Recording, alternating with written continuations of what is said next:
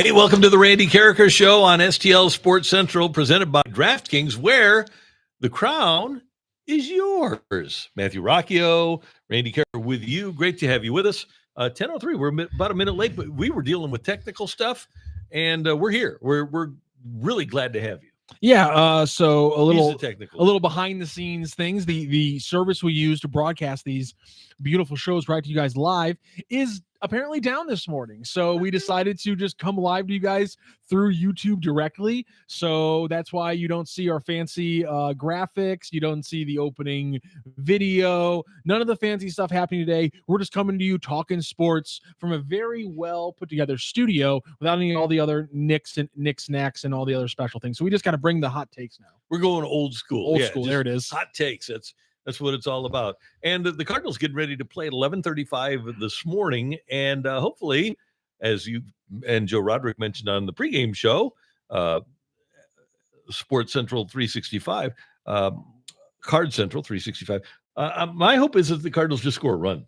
I think if we get a run, I think we'll look at it as a win. That's really all you want to see. You need to see them win a run. Get a run across the board, huh? Yeah. All right, fine. And this group has to do it. Donovan, Wynn, Burleson, Gorman hitting fourth, Newtbar, and Sajasi. Vermeen is your right fielder hitting seventh today. Pajes is your catcher, and Victor Scott is hitting ninth.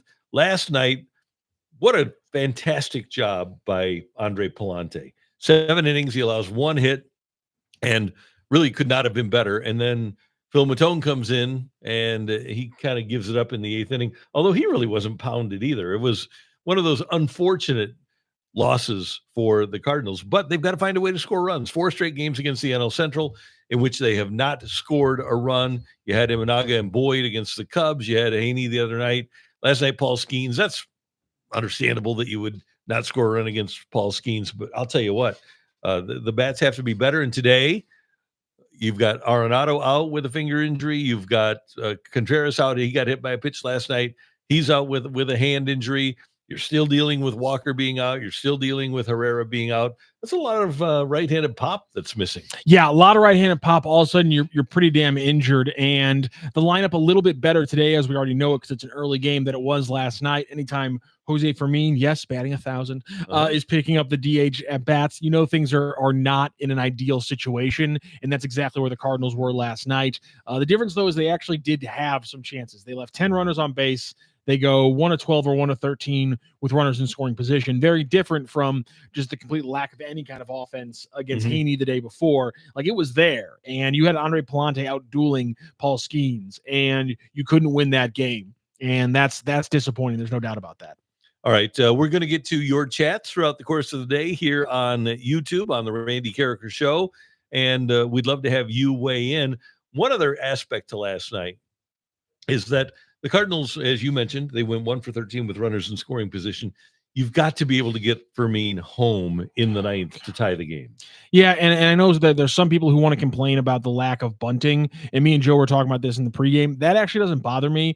Specifically, I was really happy when they Lars, in the 7th inning, when Lars just hit to move Barrero over from second to third. Instead of trying to bunt and screwing it up and somehow messing up that advancing the runner play, they just let him hit. And I know it's different in the 9th because you're playing for the run, but I wouldn't trust this team to lay down a squeeze bunt opportunity and actually execute it in any way, shape, or form. Again, Fermin had just popped out to the pitcher on a bunt earlier.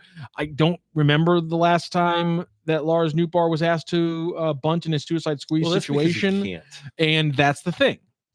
That's material. And players, the Cardinals' last 3 managers have lamented this. Marmol, Schultz, Matheny. The players don't try to get better at bunting.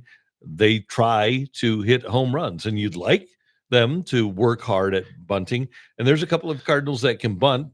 One of them struck out to end the game last night, Brendan Donovan. Scott can bunt more for a hit than for a sacrifice. But overall, this is not a group, and there's not really a group in baseball that's proficient at bunting. You know who is? It's really interesting. Is the best team. The Dodgers. Betts can bunt. Edmund can bunt. They've got some guys that are gone now. Chris Taylor could bunt when they had him. The Dodgers have guys that can do that. The Cardinals just don't. And most teams because of the way the game is played, because the analytics people are saying, oh, we don't want to give up one of our 27 outs. We don't want to give that up to sacrifice to get a runner in scoring position so that we can score a run. That doesn't happen. And it's funny because you're saying this so matter of factly, but yes, last night, because I was on the post game with Sarah Daly on STL Card Central or Card Central post game, excuse me. And when I brought up the fact of like, I don't want them to bunt because they're bad at bunting. They don't practice getting better at bunting, and therefore I don't want professional athletes trying to do things in professional situations that they don't practice. And you could just see that like the gear in Sarah Daly's brain that like goes back to like growing up around the Cardinals of the 80s and things like that. Like a gear in her brain like hit a rock and short circuited, and she was like, "I'm sorry, I can't compute you telling me that they just can't bunt anymore." But that's the sad reality of the situation, which it's so different from what it used to be, where they're not good at it, and so I don't want them doing it, and so that's not a piece of criticism that I'm going to get into. Please do keep jumping into the chat today. We cannot put them on the screen right now, but we can read them throughout the show as well. Real American Intelligence: this hot and cold offense is very frustrating, and I definitely feel like that's a common thought right now for the Cardinals. And there are a lot of teams that are this way, that are up and down, and I'd rather be hot and cold than cold all the time. and against Skeens, I get it. Yeah, there's some Heaney there. You were missing a couple of your right-handed hitters, and obviously Arenado is banged up. He's out of the lineup today. And then when you were going against the Cubs, Imanaga's really good, and Matthew Boyd was on, and he's actually pitched reasonably well for the Cubs this year. So I get it. But one of the things that you run into when you have a hot and cold offense is a lot of times when the offense is cold, the opposing pitching is hot. And I think that's one of the things the Cardinals are dealing with. Hockey Dad Don, we love you. Okay, who's the greatest Cardinal at bunting of all time? I would say Ozzie Smith. The Hockey Dad Don says that on the chat. And I would, in my experience, I would tend to agree that at the very worst, he's tied for first. That's a good question. I have no opinion on this question because I've grown up in an era as bunting has been minimized. Tommy Herr could really bunt. Okay, he was a good bunter. Now I see, because this brought me to my other question, which is like, who's like the best like pinch hitter in Cardinals history? So there's a lot of those. And for me, I'm and we're gonna get to this eventually at the end of the numbers list. But the era that I grew up in, I am so partial to Sota Gucci, as so many people are. Was he a good bunter? Yeah. Was he? Okay, I feel like I was like when you asked me like best bunters, I'm trying to think. I'm like, I feel like So was a good bunter. Yeah. I feel like Renteria was a good bunter. Yeah, he was good. Or maybe him or Vina. I'm trying to. I confuse them as a kid sometimes in my brain. And it's amazing that there you are in the early 2000s, and that was just a different era. Completely different era. Craig Lewis says Vince Coleman's drag bunt. Yeah, bunting for a hit. Vince was really good at that. He wasn't asked to sacrifice very often. But yeah, his drag bunt for a hit, and that's what Victor Scott should do. And Victor Scott can bunt too, by the way. That's one of the people that the skipper will say, yeah, he can bunt. He can get better at it, but he can bunt. Bubs here, and we already talked once about a situation rounding third base against the Pirates. Bubs wants to know, Contreras trying to score and getting thrown out, bad base running, or just a great play by Pham? Now you were staunchly in the take the chance, make them make a play, make them make a play. Yep. Back when that happened with Nolan Gorman at the beginning of the season. Are you in the same situation with Pop and Contreras last night? 100%. And just because Skeens is there, you got to make a play. Well, and it's Tommy Pham. Yeah. I mean, we watched Tommy Pham for a lot of years. It's not like he turned into Dave Parker out there. He's got a really good arm strength. It's like 90 something percentile in Major League Baseball. Yes, but your point has always been force him to make the accurate throw. Yeah, right. And the two times he did, it was against the Cardinals. It just happens. But no, I'm not going to be afeared because he made one good throw against me. I'm still going to force him to make a play. Did you say afeared? Yeah. Okay. Is that from somebody? I think it is, but I don't remember who. Okay. You might remember from a movie or something. Afeared. I like afeared. I had afeared. Smooth Productions. The inconsistency of this Cardinals offense is going to be their downfall. If they were to make a trade, they just need to get a consistent producer, which will be a must. Unfortunately, I don't see how a trade, as we've talked about the last 2 days, I don't see how a trade is going to make their offense better. I just don't see that being the trade they make. No, and what they want is for the players that they have to get better.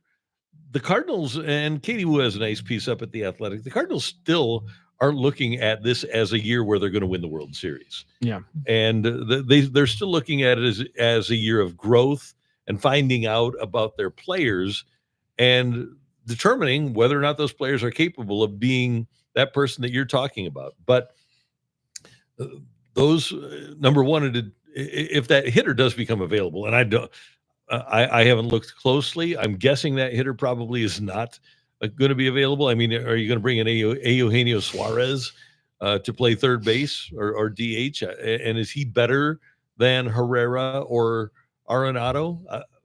And it'll take a lot to get him. I don't know that what you're going to get, certainly in the future, but for this year is going to be substantially better than what you've already got. Yeah, I think. You're not getting Soto. You're not getting 2009 Albert Pujols, right? Who do you? I don't think they make 2009 Albert Pujols anymore. Yeah, I think we can ask the question I think there's 8 teams that are out of it right now in MLB. Who would be the one where you would say I don't want any of their hitters? Yeah, most of the teams are. I think it's 22 out of 30 are in the playoff hunt right now. So let's find a hitter from a team that is out of it. The teams that I would say right now have, and I said the Cardinals had 0 chance in 2011, and they wound up winning the World Series. But I would say that you could look at the Orioles. Yeah, Jackson Holiday, he hasn't proven. The Adley Rutschman, yeah. The A's signed Rooker to an extension. They want to have him when they go to Vegas. The White Sox. Are you going to get Luis Robert? And No. is Robert going to get up to 200? No. In fact, right now the talk around the White Sox is why would they trade a player away at the absolute lowest point of his value? Right. So that it's one of those things where it wouldn't take you a lot to get Robert, but why would the White Sox make a trade for him right now when they're not going to get anything for him? And then you have the Pirates, Nationals, and Rockies. So Pirates, Nationals, Rockies.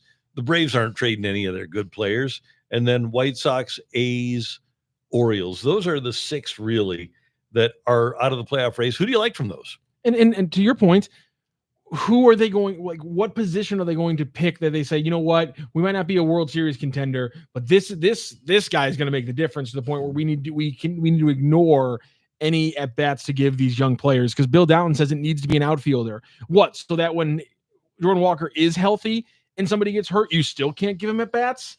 Mm-hmm. That's not a situation they're going to put themselves in. No, and I don't think that it's overly sensible. Bubs, James would, but it would take a lot. Yeah, I would say it would take a lot to get him from Washington. Oh man, yeah. Samuel Howe, and I mentioned this name yesterday. Mike Trout. No, stop this. We want again. He's not actually playing any center field this year. He's pretty much just DHing, isn't he? Yeah, but so there goes the versatility factor completely out of the window. Yeah. Good Lord. Bill Dowden points out that Donovan has been hitting .213 in the month of June. We got this question last night in the post game. Have you seen anything to say that the turn down in Donovan is connected to him moving spots in the lineups, or do you think there's a good chance this is just the coincidence of a guy who is hitting 30 points over his career average and might have a bad month? Yeah, he's in a slump. Yeah. And that happens in baseball now and then. I'm not worried. In fact, the player that I'm least worried about on the Cardinals is Brendan Donovan. I think he's fine. So, and I'm confident moving forward that, and to your point, I would love to have Donovan play second base every day. But the 2 guys I'm really confident in among the group of youngsters that are healthy and playing right now are Donovan and Wynn. I haven't seen anything to make me believe that they aren't going to be fine. And then right after that, Burleson obviously is having a great month. Gorman is coming along, but the 2 guys that I don't question right now are and I'm convinced that they're going to be good players, Donovan and Wynn. That's another thing is right now. I understand it might not be ideal, and I understand people want to complain about how they moved Donovan. Now he's struggling, but the fact that we're getting games now with Burleson in the 3-hole, and today I know it's because of the Contreras injury, but getting Nolan Gorman in the 4-hole. Mm-hmm. I like seeing those guys in those traditional power places, and then Brendan Donovan being in more of a contact position. I like that because I think it's how this lineup at its absolute best should be built. Yeah. And so I like giving these young guys chances there. I think we're dealing with a coincidence because I haven't seen a huge change in Brendan Donovan's approach at the plate. Batting first and third, I think there's been a slight one, obviously, because he understands the importance of being a leadoff guy. Mhm. But if there was a large change in how he was handling himself at the plate, and that was the results, and these results is what we were seeing, I'd say react to it. And maybe somebody who's got a much better eye with baseball has seen a big change with me. I personally haven't seen the big change with Donovan. So right now, I'm willing to say the struggles in June are more just regression towards the mean and maybe just a slump in a good year, not the change in batting position. And I think one of the things that you have to remember as well is that baseball in general and the Cardinals specifically don't judge players. They don't evaluate players on batting average anymore. And Donovan is he's hitting 213, but his on base is 311. And so he's only 19 points below where they'd like him, where the minimum is. And a couple of good games. Well, he doesn't have June anymore. By the way, he's got a 400 on base so far in July, but 402 on base in May, 379 on base in April. So what are we going to believe? Are we going to believe what he did in the first 2 months of the season, or take those 103 plate appearances in June and say, okay, that's what the guy is? Yeah, and you can look at these splits and how he's batted at the batting positions and say that's the entire game right there. But it's just too small of a sample size, in my opinion. Yeah, and let's take a look at batting positions because it's interesting. It's like an 1,000 OPS in third, and then like a 690 OPS in batting first. Yeah, it's a pretty stark difference. Yeah, there is 658 as leadoff hitter, and on base is only 313 as the leadoff hitter, and then batting third, and that's probably where he should ultimately land. 808 OPS, 386 on base, and then batting fifth, he's got and it's only 12 plate appearances, but he's got a 1,500 OPS. Yeah, so maybe that's what it was. Maybe hit him fifth. So maybe exactly. If we're just going to go just off that, ignore the sample sizes. Obviously, Brendan Donovan should be your 5-hole hitter. Great point, no Randy. doubt about it. Great point, Randy. That was fantastic. Good job using the stats. One of the things that, and we're going to see Sonny Gray today, and it's interesting. So the 5.5 strikeouts. A lot of people on DraftKings Pick 6 are looking for Gray to go under 5.5 strikeouts because he was so good. They say he can't be that good again. And Pittsburgh is hitting the ball well. And I think that's one of the things Don Kelly, and it's hard to do this during the season, but that team is striking out a lot less. Pittsburgh is, since he took over as manager. But we're going to see our number one guy today. And here's the thing. The Cardinals are going to have 4 guys from this year's starting group in the rotation next year. Gray, Liberatore, Palante, Mike. Sorry about that. Gray, Liberatore, Palante, McGreevy. All right. So last night, Michael McGreevy was great again in Memphis, 6 shutout innings. But Roby has been pitching really well in Memphis. His last time out, Quinn Matthews pitched shutout ball for 4 1/3. Inefficient, both of them. But you see the ability there. I'm really interested to see, we talk about the young hitters all the time because we get to see them all the time and we get to see them grow up. But there's a high level of motivation for the young starting pitchers to get that one spot that is available right now for the 2026 Cardinals. I still think that I want to give that chance to Quinn Matthews, and I hope he stays healthy and gets better during the rest of the season. But I really think that the Cardinals next year, as we watch these young hitters ascend, next year could be a really fun year again for the Cardinals. This has been a fun year because of the offense. I think they have a chance to put it together in 2026. Okay, you already see. I think the problem is you're talking about 2026. I think that's going to bother a lot of fans overall. Well, if you really think they're going to win the World Series, then you should put some money on it. Mason Windu, 87 games played this season. Cards are basically 1 game better than 2024 after 87 games played. Flip 1 win to a loss, and they have the same record. Yeah. I think that's. I honestly, I think that's a really dubious way of using the numbers. First of all, your math actually isn't completely correct. They need to flip 2 games to be where they were last year. But also, I think it's just like they were 4 games above 500 on July 2nd last year. they were 8 games above 500 going into last night. Like, that is a material difference. Being 4 games and 8 games above 500, the exact same spot at the essential game count. And also, you have to look at going into his, like, well, this is an obvious way to look at it. They win 4 out of 5, and that's where you're grabbing that record. Where, like, you're saying, well, they won 4 out of 5 in 2024, and they were 5 games above 500 at this point. They're only 7 games above 500 at this point. Obviously, they're the exact same team, where they're 2 games above 500 right before that run. And whereas the Cardinals have been consistently 7 games above 500 the entire last month. Yeah, factually, your numbers aren't completely wrong, Mason Windu, but I truly believe if you're trying to compare this team to last year and using only the record, you're trying to flub the truth here. This team is a complete tier of a baseball team better than last year's squad. And their approach is completely different than it was last year. Last year, when Jordan Walker struggled, they sent him out, right? When Gorman struggled last year, they sent him out. They actually thought, because they had signed the 3 veteran starting pitchers, they thought that they had a chance to do something special last year. I think any rational person thought that they were basically a 500 team. I came into this year thinking that they could win anywhere between 71 and 83 games. They won 71 games 2 years ago, 83 games last year. I think they could win more than 83 this year, but I still look at this team in the playoffs. If they get into the playoffs, who pitches game 3 of a playoff series for you?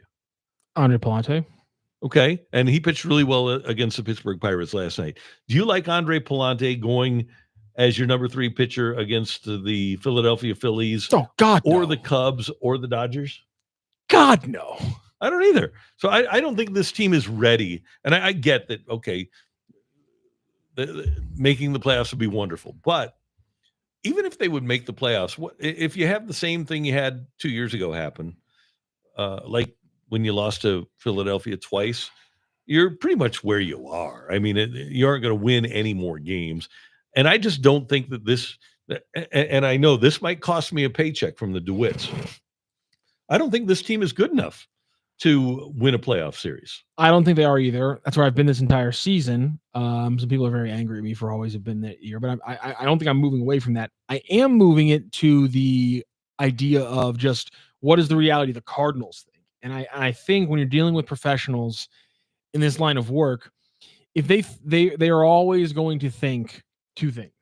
Coaches are always going to think, well, I can coach that player better than the previous guy did. They're always going to think you can coach them up, and you're always going to think, oh, we can just win if we get in. If we get in, we can win the whole thing. We just got to get in. Yep. We just got to get into the tournament. And so I think our logic is solid, not being biased or anything like that. Our logic is solid. Cardinals fans' logic in a lot of these ways is solid in the grand scheme of we're not a competitive team, plan for the future.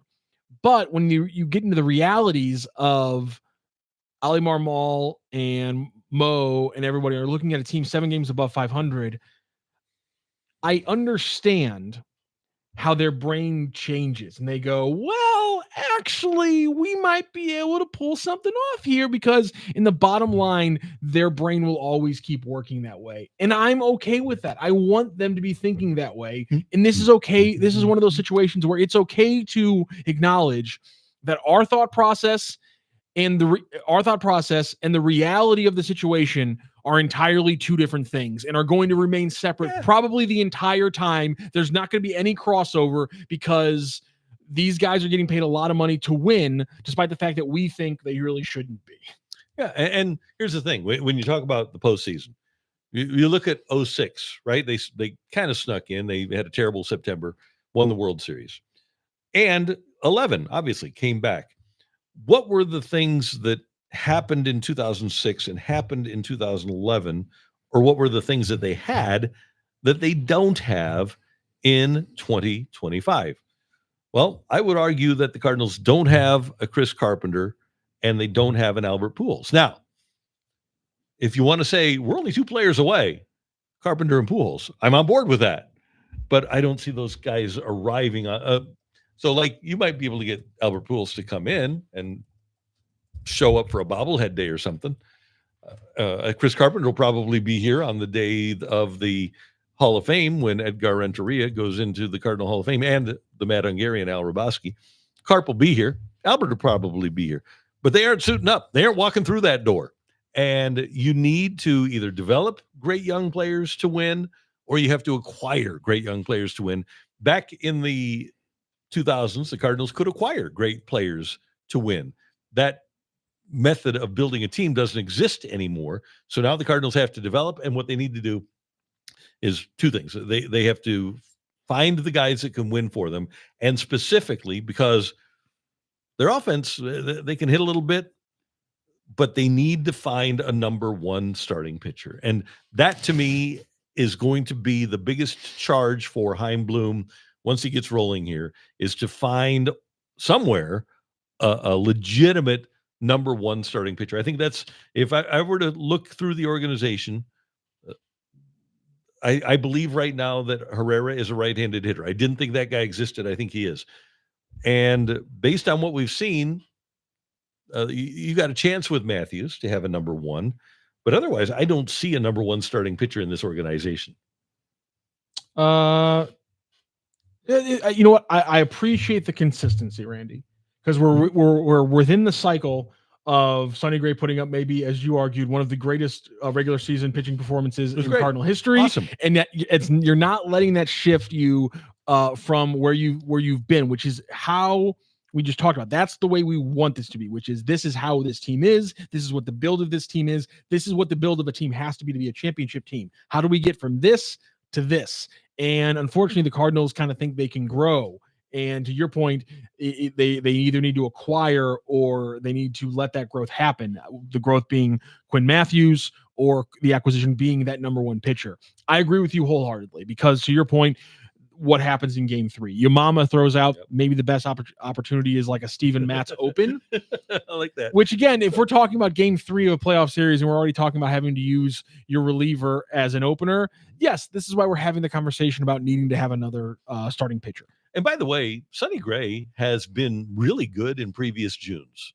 All right. He's been really good, exceptionally good in previous Aprils. Why is Randy not down on him? But why? Because I'm not. I think he's really good. But why does Randy think he's not a game 1 playoff starter, despite the fact that he had a great start on Friday night against the Cleveland Guardians? Here's why. In September and October of his career, and he has pitched for 13 years now. He's 34 years old, but going to be 35. Most 34-year-olds are going to be 35. But his record in September and October is 14-20 with a 4.07 earned run average. His highest ERA for any other month before that is July at 3.86 in his career. Until he shows me at the age of 34 that he has reached the point that he can go out and he can deliver win day in September and October, I'm not going to trust that he can do that in September and October.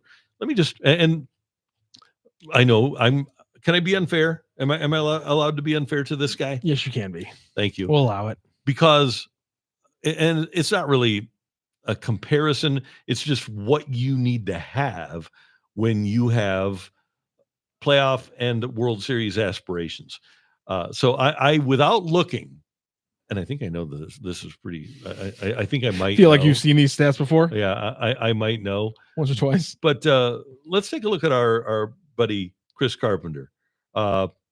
September and October of his career, 24-12, 667 winning percentage, won 2 out of 3 decisions that he had with a 3.30 earned run average. The best earned run average of any month in his career, Chris Carpenter's career, was September and October. He became a stud. And then you all know about, well, maybe you don't. So we'll pass this along. Chris Carpenter's postseason statistics are pretty good. He, in his career in the postseason, was, hold on, here we go, 10-4, 714 winning percentage with a 3.00 earned run average. God, he was good. He was good. And that's what I expect. I expect win day from my number one. And so this is not an affront to Sonny Gray.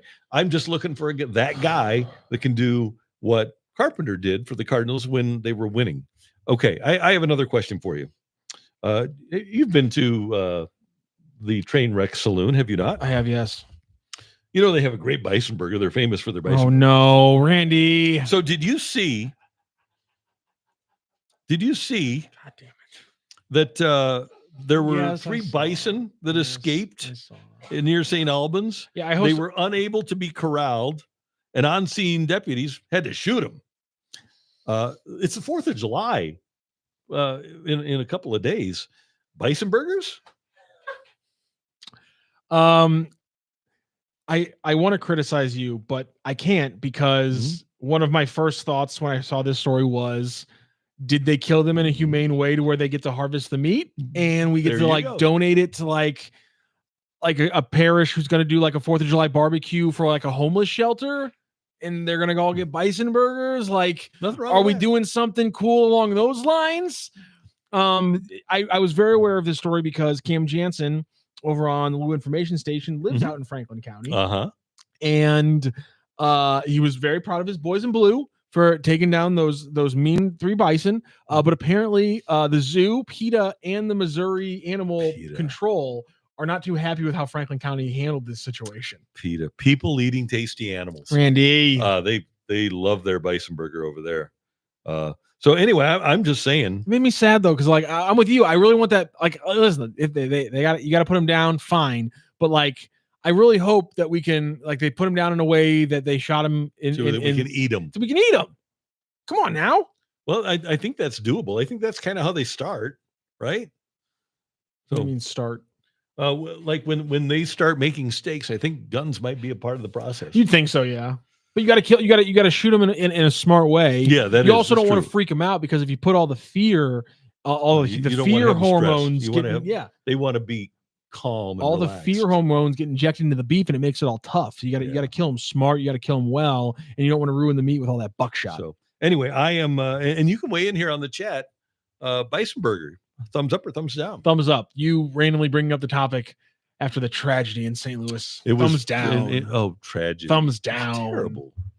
I just can't believe it happened that that a bison died. Cole Bassett's left foot says, Matthew, the proper term is harvesting. Thank you, Cole Bassett. Well, that's a very good point. I was not using the correct word. Culling the herd. No, it wasn't even a herd. There were 3 of them. That's not even a herd. That's not a herd. Big. So, but here's the thing. Hey, PETA, we'd love the attention. Come on by and just bring your signs and you can march out in front of. But the zoo and Missouri Animal Control saying you guys didn't handle this right. That's material to me. Like PETA will freak out about anything. Missouri, that's fine. I'm not all in on Missouri Animal Control here. Okay, are we not the puppy mill capital of the world? Or we were? Listen, we are. Mizzou has to do their research, Randy. All right. Oh, well. Mizzou has to do their medical research. But I'm just not in on Missouri Animal Control. Fair the enough. zoo, okay, I'll buy in. But were you there? I mean, what were we going to do? Were we going to call the zoo and say, hey, we got 3 bison. Can you come and pick them up and bring them out to the free zoo? I don't know. So, and by the way, the fact of the matter is, okay, so PETA, you can complain. Zoo, you can complain. Missouri Animal Control, you can complain. I can go into many restaurants and buy a bison burger. So why aren't we complaining about that? You know what? I don't have an argument against that, Randy. You've got me locked up on this one. A real American intelligence. Glad you're buying in. Live it, learn it, love it, live it. PETA, people eating tasty animals. Samuel House says, where's the knockout darts? Yeah, thank you. Come on, where's the trank darts? Oh, come on. It's Franklin County. It's they use guns, man. They use bullets. They're serious out there. Fine. Yeah. Talking to Cam, apparently they were. You gore one person and that's lights out for you. Yeah. So anyway, my thought process is bison burgers are good. This could be Ben. You are 100% right. Really so I just wanted to get that out there. I just sensed the irony of being next to, adjacent to one of our big barbecue holidays, right? And you've got these bison. Now I don't know if you can pull this off. I don't know if you can harvest them in the space of 48 hours and have them ready for the 4th of July. I just think it's an interesting idea. You can certainly have them ready, throw it in the freezer for Labor Day. You know what? There's these times where he says these things and I want to argue with him, but you're right. You're 100% right. I want some bison. Again, if we're not if there is not a church parish out there that's setting up some kind of barbecue on July 4th using this bison meat, we're making mistakes. Everyone collectively is screwing this up. Yeah. We can do better. I believe that you like I wonder what a bison ribeye is like. Ooh, I kind of want to Google what a bison Like ribeye a big looks old like. 2-pound bison ribeye. If you've had that, chat in right now. I imagine it looks like a lot of other ribeyes. What right? about the ostrich burgers? Very good too. I have never had an ostrich burger, but I've heard very good things about. Yeah, I've never had them, the but I'm ostrich pro ostrich burgers because it means that an ostrich had to die. Well, and to that point, I kind of wish that would happen to the Liberty Mutual bird. Oh my God. Yeah. What? Yeah. What's your issue with the Limu emu? That's an emu. I just don't like that bird, and I don't like the commercials. If you guys really want to fascinate yourselves today on this fine Wednesday morning into afternoon, after we're done with the show today, while you're on YouTube, you're just gonna scroll up to the search bar and just type in Australia emu war. And then you will find a bunch of fascinating videos talking about how there was one time where the Australian Army lost a war to the emus on that island. Oh man, that's and it's truly fascinating. It was like in the 1980s. Oh.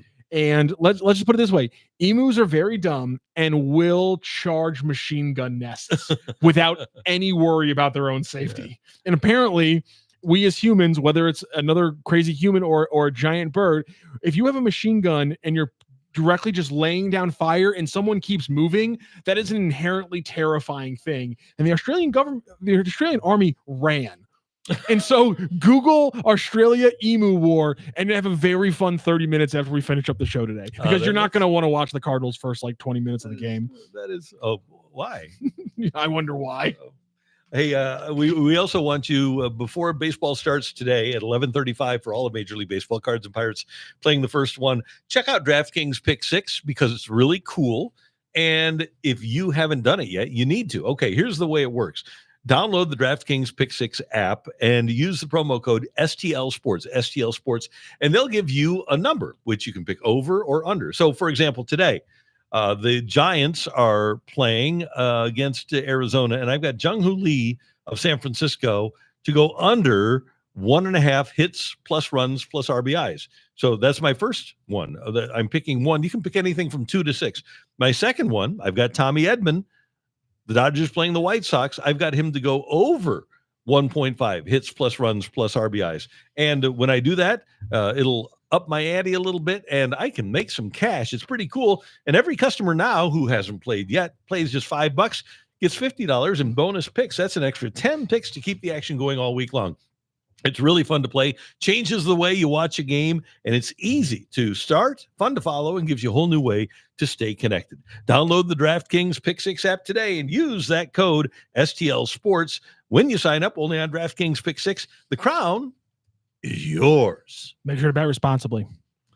Oh yeah, we don't have our special thing yet. Bet responsibly. We were going to double down on that. All right.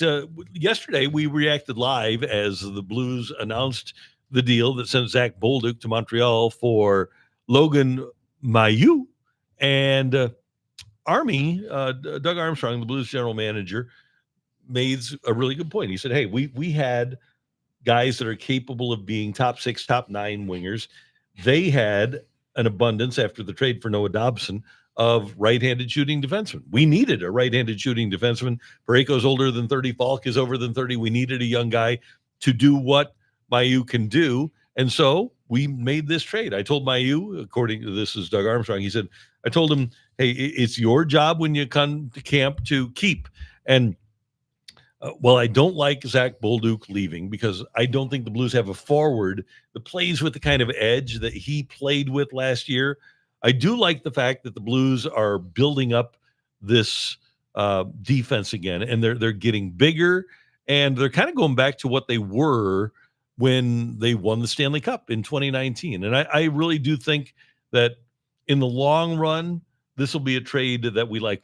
This is not going to be Brendan Shanahan for Chris Pronger. It's probably not going to be a couple of Hall of Famers, but I do think that he has a chance based on his skill set to be a really good player for the Blues, and I think Bolduc has a chance to be a really good player for the Canadians. Yeah, I don't have much more analysis of this other than just trust in Army. Almost every one of his moves has been the right move. He's made some big swings. They have worked out, even when they haven't completely been duping the other team, like Yori Laterra for Braden Shen. Mm-hmm. Yeah, sure. Tage Thompson had a huge season, but it's not like the Sabres are being able to stack a lot of wins on top of his success. And yet Ryan Riley came over and won three trophies in one season. And so, yeah, risk. Yeah, you didn't dominate the trade, but you won the trade. And that's the biggest question here. Very good chance that Mayu becomes a solid defenseman and Zachary Bolduc develops into a 26, 27, maybe even 30 goal scorer. That doesn't mean they lost the trade. Doesn't mean the trade was a bad decision, because they have a lot of depth forward, especially wing wise. The top six is all but blocked out from Bolduc's ability to rise up there because of that. And so, in my opinion, everything about this trade makes sense. He mentions the positional depth, the positional importance. They're eventually, I think, going to get a center. Obviously, it's not going to be Granlund. I think Pius Suter, Granlund potential signed with Anaheim, $21 million over 3 years with Anaheim, which I think probably was the difference, is that the Blues were probably around like $3 and $18 million, and Anaheim was probably around $3 and $21, and therefore I'm going to take my $3 million guaranteed and go live in California. And honestly, can't really blame you for that one. Nope. I'd make that decision too if I were you, Mikael Granlund. So no problem there. But yeah, it's a solid move. There's risk there, but if you're Doug Armstrong, you come out of a season playing with house money. These are the kind of risks you're supposed to take, and that's what he did. And there's a couple of things here. If you go back and look at the size of the Blues defense in 2019, Parayko 6'6", Edmonton 6'5", Bortuzzo 6'4", Bouwmeester 6'4". You had Petro at 6'3". You just had a big group of defensemen back there. Even Gunnar was 6'2". You look at the group now, and Parayko 6'6", Broberg 6'4", Mayu 6'3", Fowler 6'2", Tucker 6'1", Falk 6 foot, all at or near or well above, in some cases like Mayu, 200 pounds, and they all have long arms. They all have sticks, and I think they're trying now, after trying out this thing with the little fellas like Krug and Perunovich, they're trying to get back to what they won with in 2019. And I know we talked a lot about how guys like Lynn Steen and Juracek are above the pace in developing as defensemen. But the bottom line is, the one guy you mentioned there, the shortest guy you mentioned there, 6'1", Justin Falk, has a couple more years left on his contract, and I don't think he's going anywhere, because the cash on the contract gets cheaper. They front loaded the cash, which means he's cheap, but it also means if he has some solid years, he's tradable. And so the fact that the shortest timeline as a Blue is Justin Falk makes sense, because now, Justin Falk's on the way up. We need a second pairing defenseman behind Parayko. Heck, if it's a guy who potentially has deep talent to the point where he can be the Parayko to the Pietrangelo that Parayko was for him. He can now be the Parayko to Parayko's Pietrangelo. Like, this is about a 7-8 year window, because you're getting a guy who's so young and has so much talent and has the ability to be a number one defenseman. This is a long-term move. And honestly, I think Blues fans should be excited about that, because while we're looking at a transition of the franchise, we still have a guy who's on his way out making moves like this for the future. That shows a beautiful cohesiveness, and it really shows you how these next 2 or 3 years, as Steen takes over and his Army still has an impact, but is slowly giving him more and more. It points to such a successful ability for the Blues to continue the transition. It's risky, but I love this trade for the potential it has. I wonder if Justin Falk regressed under the Drew Bannister coaching regime, and if there's a way to unlock his talents, because he is a talented guy. If Montgomery has a way with a full training camp to get him to be better than he was last year, because he was not very good. The other part of this that I find interesting is the Blues felt like they had the need to go out and get Mayu. Now, he's a different animal, but we thought Matthew Kessel was going to be a really good player couple of years ago, and he apparently is not on that trajectory that made the Blues comfortable in keeping him and making him their number 6. He's probably their number 7 defenseman heading into this coming season. But I think one of the things that we need to do, and we had to do this with Pronger when he came in 1995, and Doug Armstrong, to his credit, said this yesterday. He said, usually it takes about 200 games for a defenseman to really find his sea legs in the NHL. He said, this guy's about 190 games short of that. Yeah. Mayu's only played, what, 8 games, 8 games. in the NHL? And so it's not going to be an overnight sensation. He's not going to be that guy, but he is a guy that has ability. And if he grows and the Blues can coach him up, he has a chance to be a really impactful player for them for a long time. I guess we're still not going to get away from the Kyrou stuff because Cole Bassett's left foot, if they can flip Kyrou for a strong return, it could accelerate their retooling without sacrificing the present. I am still baffled by this whole trading Kyrou thing because you traded Bolduc. You don't have that depth anymore. All right, because you've got you still don't have goal scorers even beyond that. No, you don't. Like, you're exactly right. Insane. But you've got Holloway and Kyrou. You've got Buchnevich. You've got Neighbors, and I'm leaving one of them out here. Suggerud. So you've got 5 guys, but you traded your depth in getting this defenseman. So trading Kyrou now will impact your depth. So tell me now, you trade Kyrou today, who are your right wingers? If you trade Jordan Kyrou today for somebody who's not a goal scoring right wing, who are you plugging in as your number 1 and 2 right wingers? I have no idea. That's my thing. I'm so very confused by people who think that it's guaranteed that you can somehow better your team by trading one of your best players just because you have a magician at GM. You think he can make the impossible happen. It's an insane thing for me. This could be Ben says, why trade a consistent 30-goal scorer? That's my thing is I see Blues fans freaking out about the Bolduc trade. They're like, he could be a 30-goal scorer one day. It's like, I see you profile picture. You're the same one that was just trying to trade a 30-goal scorer who's already actualized it in the NHL. You know he can do it consistently, but that's the one you want to trade. But now you're going to whine to me about, but we traded a potential 30-goal scorer, but I'm okay with trading the actual 30-goal scorer. What are we doing? Is this what I sound like when I talk about XG to you?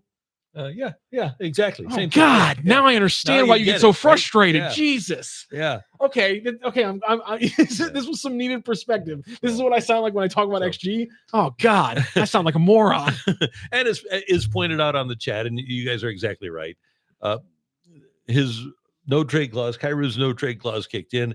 He likes Montgomery. Montgomery likes him. He likes St. Louis. He wants to win for St. Louis. And if you're going to move a guy like Kyrou, you're going to have to find a place that's palatable for him. But I would come back to, why would you trade him? Why would you trade him? Also, Cole Bassett left foot said while Kyrou is a top scorer, the team may be looking to free up cap space and reallocate assets before his clause limits flexibility. I will pick up this iPad and throw it across the room. Don't do it. He has one of the best winger contracts in the entire league. Full stop, no qualifications, hard fact. It's one of the best contracts in the league. Trading it does not give you more financial flexibility, even with the no trade clause. Trading away the best contract, one of the best contracts in the league, does not give you more flexibility. No, and Doug Armstrong is not going to trade Kyrou. He said yesterday, he said, we had the depth at wing, and we gave up the depth that we had so that we could get Mayu. So it's really a moot point. He's not going to try to trade him. He's not going to ask Kyrou to waive his no trade clause. And if the Blues make another move, they could try to move Leddy, and maybe somebody will take Leddy's $4 million off their hands, but the return on that is going to be minimal. And maybe they go after a free agent center, but it's not going to be a big time star laden group of players that's out there. You've got Tyson Jost out there, former number 1 pick, who's been a 20, 25, 30 goal guy. You've got Luke Cunnin from St. Louis. He's been a 20-point guy. And Luke has been around a little bit, but he kind of fits in the age range. But I think what they'll look for, Rock, is basically, and maybe Bugstead is this guy, a guy to play 40 games until they think Dvorsky is ready. I'm guessing that at the midpoint of this season, Dvorsky is going to find his way to St. Louis as one of the middle 6 centers. Yeah, and I think there is also the Dvorsky factor. I think there is a chance that, like, are we 100% sure that he is going to be an NHL center, or is he still kind of a guy who might have to shift out to the wing to actually, because I mean, let's talk about like Braden Shen is a guy who played some center, but also played a lot of wing in his career too. So like, I feel like Buchnevich. locking a guy in and saying he is a center at this age, there's always a risk that he's going to be a long-term wing. And but I just wonder that about Dvorsky going But that's forward. why they've kept him there. True. And it was interesting. Trey Living, the general manager in Toronto, had the exact same line that Doug Armstrong used. He said there's 27 teams out of the 32 in the NHL that are looking for a second line center. So I would guess that the Blues will exhaust all options in allowing Dvorsky to try to become a center before they would move him to wing. And I think that's why they moved Buchnevich to center at the beginning of last year, because it's really hard to find that guy. And we see Granlund, Mikael Granlund, in most circumstances, is not a $7 million a year player. Yeah. But Anaheim desperately needed him. They have a new coach in Joel Quenneville who said, yeah, I got to get another center. I mean, hell, Jonathan Taves is back in the league. People are desperate to try to find a number 2 center. Yeah. And my thing with Dvorsky, it's never about offensive talent when it comes to whether or not a guy's a wing or a center. It's always defensive ability and awareness. And, that's what, obviously being an incredible offensive player has helped with Robert Thomas. But I think we can all agree what's taken Robert Thomas from a very good player for the Blues to a great player in the National Hockey League has been the Patrice Bergeron level of defense and game control. And that's my thing with Dalibor Dvorsky. It's not about the offensive skill or playmaking. It's about, can he be the defensive and leadership factor from the center position? And that's a lot more subjective and hard to read in a player. He's got the skill. Yeah, those of you that would go watch Blues practice at Centene always saw the last guy off the ice when Ryan O'Reilly was here was him.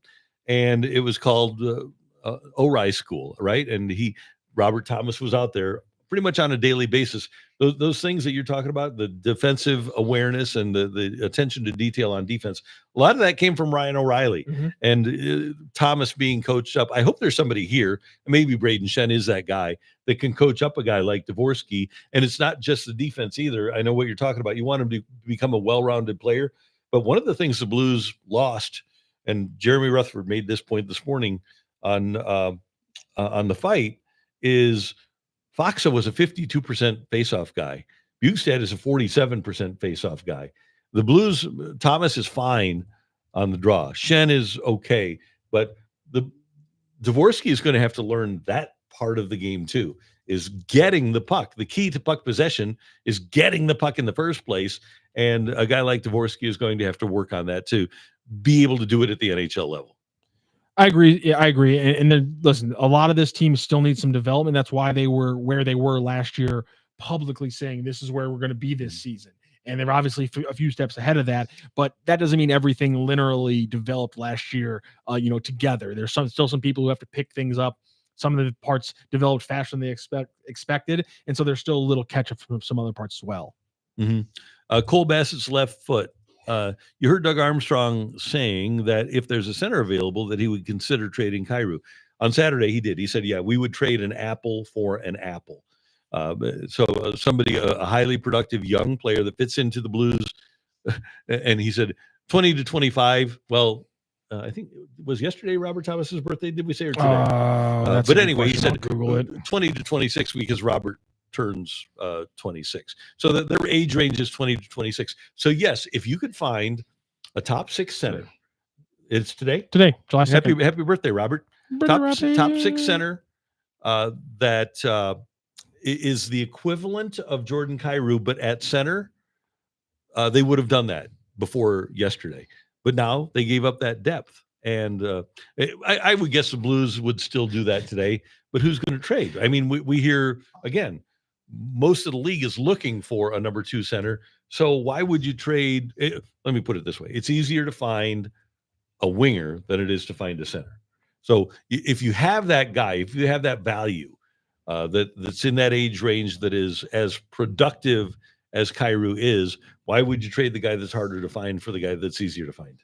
Yeah. And Liz, like, I just don't know how many guys that you'd actually be able to trade with who are 70-point centers who aren't going to be asking for $10 million for the next 2 or 3 years. When again, Jordan Kyrou's locked into H for the next 6.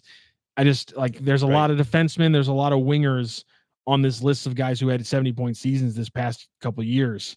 And like, yeah, there's a lot of centers, but I don't see any of them that are coming for that cheap. And that's a material difference between these two. And I want to reiterate, all of those comments from Doug Armstrong were prior to trading Bolduc yesterday, when he was talking about the possibility of, and he doesn't talk about individuals, but when he was talking about the hypothetical of trading an apple for an apple, that was before yesterday when they traded some of their wing depth to get that defenseman. They don't have the wing depth that they had before they traded Bolduc yesterday. Honestly, I had one name in my head, and that was Tim Stützle from the Ottawa Senators, because he's 23 years old. He's got 5 more years left on an $8.5 million AAV contract, or 8.35, I think it actually technically is. And he's a center and consistently looks like he's going to be a 70-point scorer. But why would the Ottawa Senators make that move? Made the playoffs they have they have Brady Tkachuk. Maybe they'd want to put a guy like that on the same line as Brady Tkachuk. But then why would they sacrifice their center depth in having then Brady and Stützle as one of the best young center duos in the entire league? Or maybe Stützle's playing center and Tkachuk's over on the wing. That's it. Is Brady playing center or the wing? I always forget. He's on the wing. He's on the wing now. Okay, too cool. I know they were trying to get him some center minutes early in his career, but I think they've moved him out to the wing. So they have Stützle at center and they have Brady as their top line. Why would they screw with that? There's some other young centers who are in line with that count and the contract. It's just a very small list, and almost every other player in this formation, you look at their team, you're saying, just ask the question, which team says no first in the phone call? And almost every time you're going to get to, the Senators say no first in that phone call. And that's my issue with this Kyrou thing. I'm not saying there's not any material deal that could be made. It's just that it was a very small chance or a very small amount of players the deal could be made with. And the chances that any of those teams were going to make a deal were slim to none. I could see the Blues in a couple of weeks revisiting if there are gritty forwards on the market. I could see them trying to procure the services of one of those guys. Remember, Pat Maroon wasn't signed until right before training camp started. And I could also see them and it would depend on if they can move Leddy, but I could see them maybe signing a veteran defenseman.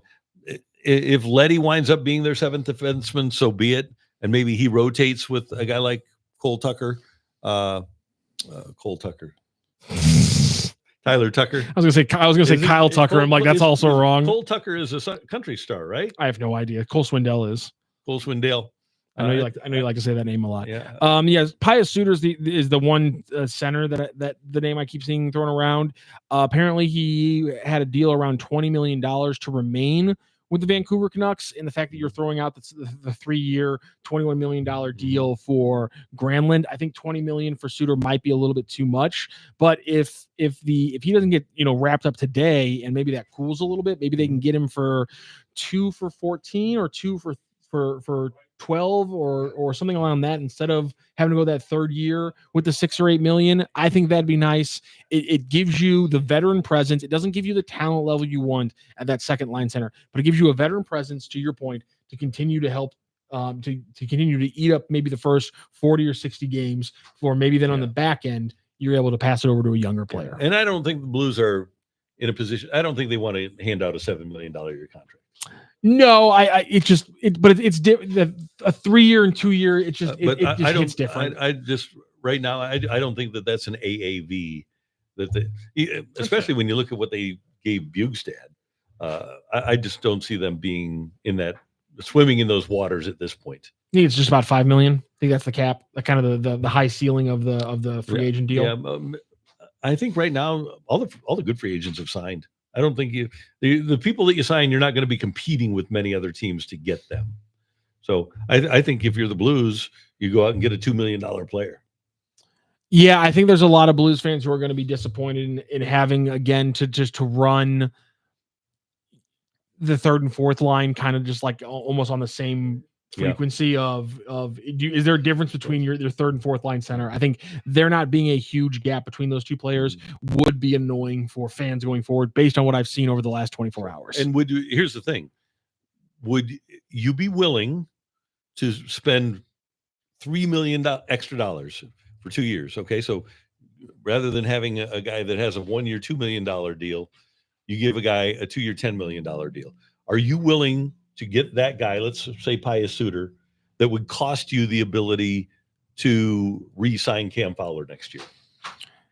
Yeah, that's a fair point, because you're saying even a 2-year deal is dangerous, because while a 1-year deal you can kind of get a little froggy with it because you have the LTIR money, but obviously that comes off the board next year, and so a 2-year deal, all of a sudden $7 million AAV, things get really, really crunchy for next year. That's a really good point. That's fair. And the cap goes up, but this is a puzzle that Army is always, and fortunately, Alexander Steen is learning how this puzzle goes together. But you always have to look beyond just this year if you're going to be putting something together. Do you have breaking news for us there, Wilson? Yeah, Nick Who? Leddy on waivers. Oh! Nick Leddy on waivers for the Blues. Let's see if anybody claims him. So the Blues, no surprise there. The Blues would, I'm sure they offered him to every team in the league, and they're hoping that somebody will pick him up at that $4 million price tag. And Matthew Kissel just said, yes, I get to make the minimum this year. So Nick Leddy, that potentially frees up some money. Probably not, though. I don't think any team's gonna. I would be surprised. Yeah, I don't think any team's gonna actually take him. So you're not gonna. It's not bad. 1 year and $4 million. Yeah. Like he can still move the puck a little bit when he's healthy. But I'm with you. I've seen some fans also, because I've brought up LTIR and a couple people be like, well, you can't. Army's not just gonna spend all that LTI money because he doesn't know if it's 100% gonna be there. I think they're pretty confident that Krug is done. Yeah, he's not like that's like there is no relief. Like there is no like interruption to the LTIR relief. Like that money the Blues have to spend. I firmly believe like that is going to be in their hands to spend the entire year. Krug's not coming back. That money is theirs to spend this year. I firmly believe that. Yeah, there's Doug Armstrong wouldn't be as open about that as he is. He said he's not going to play this year. If there was any question at all, if there was a 1% chance of Krug playing, I don't think Doug Armstrong would come out and say, yeah, he's not playing this year. So yeah, that LTI Marnie, this guy had a fusion surgery in his ankle. Like they're operating like they have that money to spend. Yeah. Like everything that Army said, it sounds like they are considering that money to spend in free agency. He had this ankle surgery, almost a calendar year ago, and he's still having trouble getting back to leading a normal daily life, walking around and being able to maneuver like most of us do. And so if it's been a year, hard to imagine that he's going to get it back into hockey playing shape. Yeah, that's what you need to do. Get him back into shape there. That's all you need. Hey, my friends at the Fenton Bar Grill were telling me yesterday that they're going to the lake. So the Fenton Bar Grill is sold. Is closed on the 4th and the 5th of July. So Friday and Saturday, they're going to be closed, but head on over there today or Sunday and enjoy some of the spectacular food at the Fenton Bar and Grill. I was there yesterday, and Matthew, I tried out that trashed chicken sandwich, and it was spectacular. So you need to check that out. It is absolutely delicious. A 6-ounce chicken breast trash served on a brioche bun with lettuce, tomato, red onion, and pepper jack cheese. I got it without the red onion, and it was fantastic. I got tater tots as my side when I went over to the Fenton Bar and Grill. You'll love everything over there. And with the hot weather here, I know a lot of us like to eat cool stuff, eat salads, right? And they have such great salads there. Their chicken Caesar is one that I order on a regular basis during times like this. One thing that's really popular over at the Fenton Bar and Grill is their buffalo chicken salad, topped with their delicious crispy chicken strips dipped in their buffalo sauce. It has shredded cheese, red onions, tomato, croutons, fresh lettuce, and your choice of dressing. That buffalo chicken salad with the ranch, it is terrific. And of course, you need to try the best trash wings that you'll ever try. You can get 6 for $10.95 over at the Fenton Bar and Grill. They are absolutely unbelievable. Get them with their signature golden sauce, or do what I do and get it with the ranch and enjoy the best wings you'll ever have at the Fenton Bar and Grill on Rudder Road in Fenton, just 2 minutes away from the soccer park in Fenton, Missouri. It is the Fenton Bar and Grill, and when you stop by, tell them Randy sent you. Do you think they can get us some bison burgers? I think so. I think it's a good idea. Not a long drive from Fenton to Franklin County. No, yeah, just a short little jaunt right over. That off. Yeah, you can pull that off. Yeah, no doubt. Okay, we've got soccer in St. Louis tonight. USA men's national team taking on Guatemala in the CONCACAF Gold Cup semifinals. USA. I'm so proud of you USA. for getting that right. I'm so proud of you. Good job. You got that right. Nice. So looking forward to that. Tim Ream is playing, right? Yeah, he's very old and is still playing. That's good. Take and for he's that thrilled what you about will. playing in St. Louis. Yeah, I love that he's getting another game in St. Louis. I'm being harsh on the old comment, but listen, the Gold Cup is what it is. Good ramp up for these players. For the guys who haven't been drug into the dirt by their club teams playing 60 matches over the last calendar year. So I'm really happy for them. I'm really happy for Tim Ream to get to play in front of his home stadium in that park for the first time. It's a beautiful park. It's going to be a beautiful day down at Energizer Park, and hopefully United States men's national team can get a win tonight, because they will probably face off against El Tri, Mexico in the final, and it will go poorly. Yeah. It's not going to go great if they do play them in the final. I'm just saying that right now. We have a friend who has a great phrase, by the way, and I don't know what the ticket situation is for tonight's game, but our friend Maggie Tauslowski, who formerly Maggie Tauslowski, but she's married now. She said there's never a sellout. No game is ever sold out. You can always get a ticket. Yes, and the people who have tickets to the Gold Cup tonight are certainly taking that to heart, because the secondary sales market is ridiculous. Oh, good. $70 tickets that are all being resold for $240 to $400. Oh, good. See, proud of you, St. Louis. Are we? Is that a good? Are we happy about this? Yeah. We're happy about free enterprise. Thanks to you, it works. Yeah, no, I agree. It makes sense because of how that we want people spending more money, but I'd like it if people could, get in for under $100. It'd be nice, but it's not reality. Hey, we've had a lot of conversations about what we'd like and what the reality is today. That's kind of been the theme of the show. Yeah. Actual versus reality. Yep. All right. We're also taking a look at City SC, and you tell me that there's some transfer rumors abounding. Yes, it started a little bit later this summer than it did last year, but there are some rumors abounding. There was one earlier last week, but it didn't. Nothing about it felt right, because it was for a 19-year-old left back who apparently was going to cost $4 to $5 million, and I don't think that's where they're spending their money. Ultimately, with those players, they'll be right back. Hey yo, that's oh my god, that's bad. I thought it was well played. But there have been two rumors in the last 24 hours that have hit for St. Louis City SC. The first one that hit was a center back coming out of the Croatian league by the name of Vojin Serafimovic. Remember that name? Really young player, 19 years old. Again, he's not playing in a very good league, but he has been getting starting minutes. Started about 20 games, the majority of the games for his team, and they've played him against some of the best teams in their league. And while the league isn't very good, it's very top heavy. Mm-hmm. The top teams in the league, Red Star Belgrade beating that team, is a very good team overall. And he played against them and actually played really well against them. So there is some positivity about Serafimovic. So he is the Torrey Holt. Oh, I like this. Okay, yes, he's definitely would cost more, I'd say, than the other one. The other one came in late yesterday, and that was a lot of rumors coming out of Paraguay no, that would be France, for Teodoro Acre or Arce, A-R-C-E, Arce. It's not going to be Arce. Arce. A-C-R-E, Acre.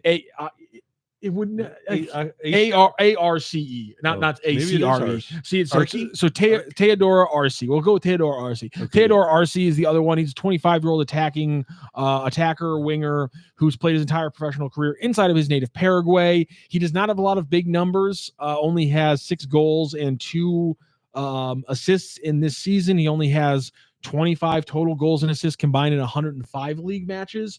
But I do think it's interesting. I was looking through his club, and he got there in 2022. And over the last 4 seasons since 2022, his club has fired their manager every 6 months. Oh, wow. So he's had by my count 9 different managers in 4 seasons.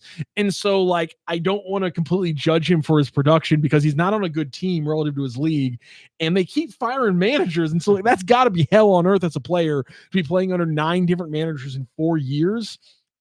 He did come up in the youth system of the largest and most successful club in the history of Paraguay. So that tells you that coming up, he did have a lot of talent and ceiling, and he's on loan at a smaller club that's doing much poorer, but he's been there for a long time. And again, they just keep firing managers every 6 months. Amazing. It's insane. And they have like championships every 6 months. In Paraguay, they have 2 tournaments per year, which is their season. They have an opening tournament and a closing tournament, and literally every 6 months after every single tournament, they would fire a manager and rehire a different one and then fire him 6 months later. So the names aren't big. The amount of money being spent on these players isn't large, but the bottom line is, for the second summer in a row, we're seeing Lutz and company go out there and say, we have 3 or 4 different needs and we're going to try to fill them. None of these ones have gotten past just these rumored stages, but this is a later part of the stage than we saw the rumors last year. It was mid-June when we started seeing them talk about the free signings they were getting. These are transfers, so that's why we're seeing them closer. The deadline opens on July 24th, so it's going to get busy over the next 3 weeks. Is this? Would you classify the city as being in a rebuild?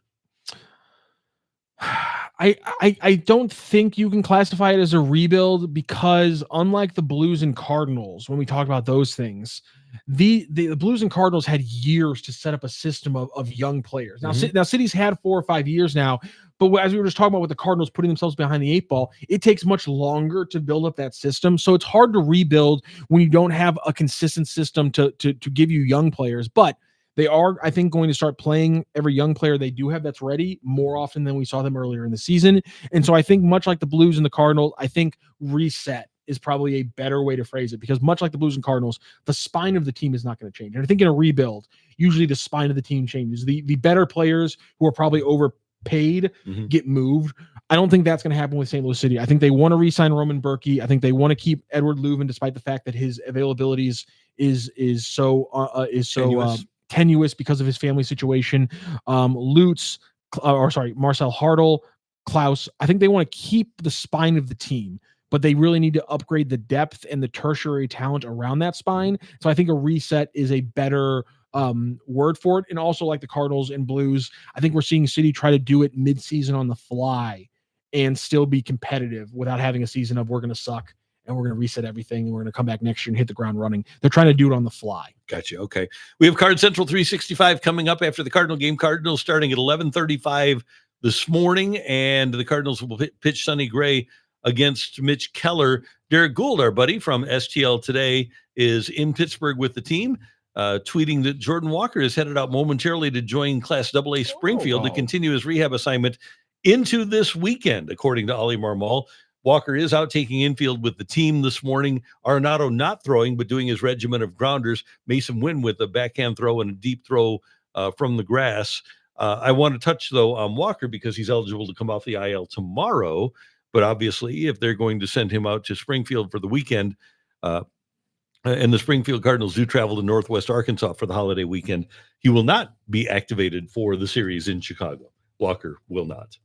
Yeah, and that's disappointing. And I understand that they're being cautious, but it's the last thing I wanted to see. And the fact that we keep seeing lineups where he'd be getting at bats, it's extremely frustrating. You can't really ignore it, but it's frustrating, and you just have to grit and bear it. And as soon as he gets healthy, and as soon as they're confident, they have to get him at bats and see what he's doing. Yeah, and this is an opportunity to at least get him some minor league at bats. Apparently, he's okay after the appendicitis, but to your point, when he comes back, at least before the Cardinals left, Ollie Marmol said nothing's going to change for Jordan Walker once he comes back from his injury. He's going to get the same sort of runway. And now with Arenado and no real update on Contreras, except for the fact that he isn't in the lineup today. But I would guess that the Cardinals probably are looking at a little bit of time with Arenado's index finger of not having him in the lineup. Thomas, JC. Here we go. Let's go, baby. Go, Thomas. He's at third base today, isn't he? Yes, he is. That's why I'm excited about it. We get to see Thomas the JC. That makes me happy. I'm just going to try to kind of white knuckle it through the injuries for Herrera and Contreras. Just be happy that the X-rays were negative, which means the results were positive for Cardinals fans. I always hate reporting on negative on X-rays because I always forget which word we're supposed to use, because it's positive if the X-ray is negative. Yes, the X-ray came back negative, so that means that's a positive. Yes. It's not a confusing thing at all. Don't worry. Yeah. One time a player had a surgery and the team turned out a release, that he had a successful surgery, and Whitey had the release on his desk, and he reads it, and he says, "Like, he's alive, isn't he? Of course, it was successful." There's a video game I play where you have to put like a character in surgery to like replace their arm, and it's in literally there two things happen. Either one, you successfully replace their arm, or they die. Ooh. Like there is no like in between there is that. no like you didn't put their arm back on and they lived. It's just there are two hard things here, and I feel like Whitey Herzog apparently was making this game because it's like, well, the surgery was unsuccessful. I guess he's dead. I love that. And I'm looking at the Twitter machine in Esparto, California. Okay. Did you ever see the movie Naked Gun? Yes. Okay, an explosion at a fireworks warehouse triggered a massive blaze in Esparto, California, sending thick smoke into the air and setting off a barrage of fireworks. And there is the police lieutenant out front saying, "Please disperse. There's nothing to see here. Please disperse."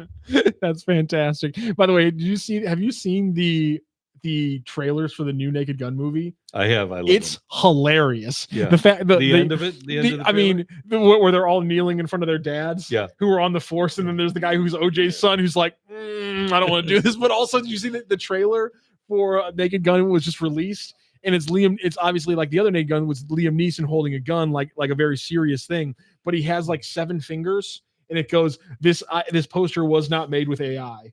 But he has like 7 fingers on one hand holding the gun. It's everything they're doing is fantastic. They're playing into the AI stuff. I love what they're doing. Like sequels usually suck so hard, and this thing has been marketed perfectly. Like that, the OJ joke is the very first thing I saw, and everything That's since great. then has been fantastic. Yeah, That they're all is- kneeling there. He's just Fantastic. Love it. All right. We'll let you get ready for the Cardinal game. Enjoy your hump day here in St. Louis. Actually, if we have Friday off, is this beyond hump day today? I guess so. Dave Yeah. Green, our I guess our leader. hump the day hump was of hump day. hump day was last night if you were lucky. Okay. Yeah, there you go. Good. Great job, sir. It wasn't, but thank you. That was I appreciate the sentiment. yeah, Wilson doing a great job. Don't forget, you can always see our show again and check it out on any podcast platform. But you want to check us out at stlsportscentral.com. Subscribe to our newsletter. Subscribe to the YouTube channel, which has been great today. Thank you, YouTube. And like this video and follow us on all the socials at STL Sports Central. A lot of fun. Good to have you with us on the show today. And we will see you tomorrow morning at 10:02. Have a happy hump day, everyone. So long. Hump day.